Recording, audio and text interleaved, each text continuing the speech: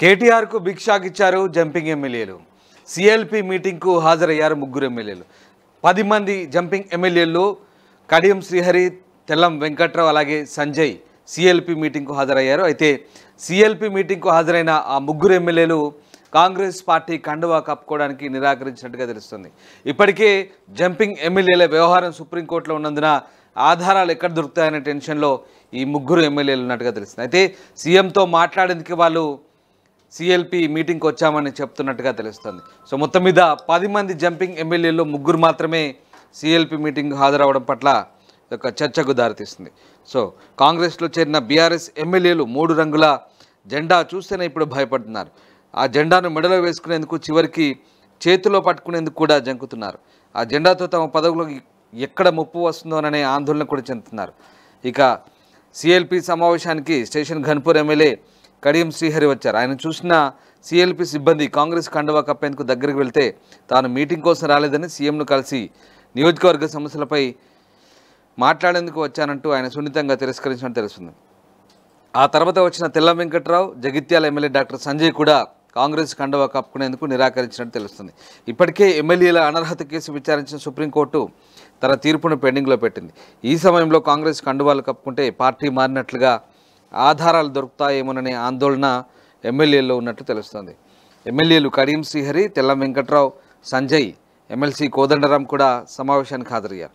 BRS party నుంచి గోడదూకిన 10 మంది ఎమ్మెల్యేల్లో 3 మినహా మిగిలిన వారంతా ఈసారి కూడా సిఎల్పి భేటీకి మొహం చాటేశారు.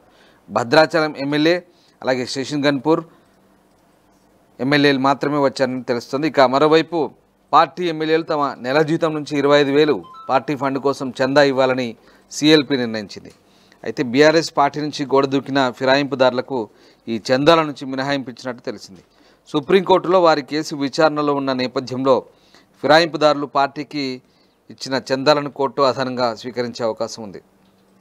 ఇక ఫిరాయింపులను ప్రోత్సహించడంలో బీఆర్ఎస్ చీఫ్ కేసీఆర్కు ఘనమైన చరిత్ర ఉందని కాంగ్రెస్ ఆరోపిస్తుంది. 10 ఏళ్ళు అధికారంలో ఉన్నప్పుడు టీడీపీ కాంగ్రెస్కు చెందిన 25 మంది ఎమ్మెల్యేలు, 18 మంది ఎమ్మెల్సీలు, 4 ఎంపీలను ప్రలోభాలకు గురిచేసి ఒత్తిళ్లు పెట్టి ఏదో రూపంలో బీఆర్ఎస్లోకి లాక్కున్న విషయం తెలిసిందే. ఇక అయితే తాము అధికారంలోకి ఉన్నప్పుడు ఎలాంటి పనులు చేసినా చట్టబద్ధమేనని, అంతా న్యాయబద్ధంగా చేసినట్లేనని, అదే పనిని తాము ప్రతిపక్షంలో ఉన్నప్పుడు అధికార పార్టీ చేస్తే మాత్రం అంతా రాజ్యాంగ విరుద్ధం, చట్ట వ్యతిరేకం అంటూ తూటుపడడం ఏంటంటూ గగ్గోలు పెడుతుందని కాంగ్రెస్ ఆరోపిస్తుంది. ఇక బీఆర్ఎస్ నుంచి కాంగ్రెస్లోకి ఫిరాయించిన 10 మంది ఎమ్మెల్యేలపై అనర్హత వేటు వేయాలని పార్టీ వర్కింగ్ ప్రెసిడెంట్ కేటీఆర్ న్యాయ పోరాటం చేస్తున్న సంగతి తెలిసిందే. అయితే అధికారంలో ఉన్నప్పుడు తాము పాల్పడిన ఫిరాయింపులో ఇప్పుడు తమ మెడకు చుట్టుకునేసరికి ఇద్దరికీ రాజ్యాంగం, చట్టం గుర్తుకొచ్చినాయంటూ కాంగ్రెస్ ఆరోపిస్తుంది. ఇప్పుడు పార్టీ మీటింగ్లో ఎమ్మెల్యే మాట్లాడిన మాటలనే గతంలో కేసీఆర్ కూడా చెప్పారని, కాంగ్రెస్లో నుండి ఎమ్మెల్యేలు వచ్చేస్తామని తనను అడుగుతున్నారని పార్టీ మీటింగ్లో కేసీఆర్ చేసిన వ్యాఖ్యలు అందరికీ గుర్తున్న సంగతిని కాంగ్రెస్ చెప్తుంది. అయితే తానే వద్దని వాళ్ళను ఆపినట్లు కూడా కేసీఆర్ చెప్పినట్టుగా సమాచారం. ప్రపంచంలో ఏ మూల ఏ క్షణం ఏం జరుగుతుందో వేగంగా తెలుసుకోవడానికి తొలి వెలుగు వాట్సాప్ ఛానల్ని ఫాలో చేయండి.